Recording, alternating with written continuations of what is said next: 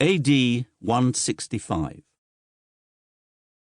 I'm afraid our daughter might die. These words of his wife rang in the ears of Lucius Pinarius as he stepped inside the Senate house, holding the hand of his 4-year-old son. Surely the situation wasn't as bad as that, he thought. What were Pinarius' symptoms, after all? Sleeplessness, lethargy, loss of appetite, an irregular pulse, mental distraction, hardly the signs of a plague, and rather mild if the problem was an infestation by some evil spirit.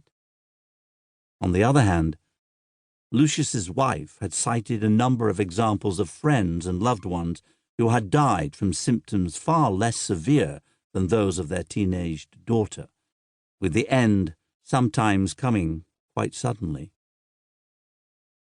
Pinarius' illness had already lasted for at least 2 months, despite the efforts of 3 different physicians to cure her.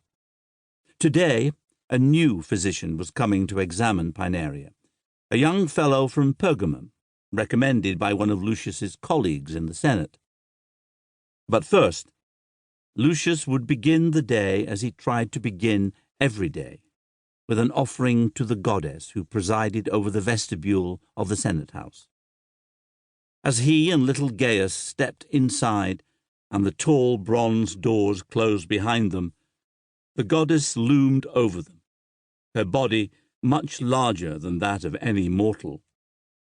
Her massive wings spread wide, one arm extended over their heads to offer a laurel wreath, too big and surely too heavy for any mortal to wear.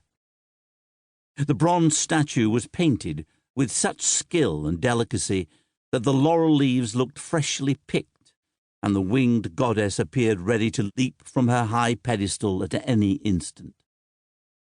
The soft light from high windows enhanced the illusion.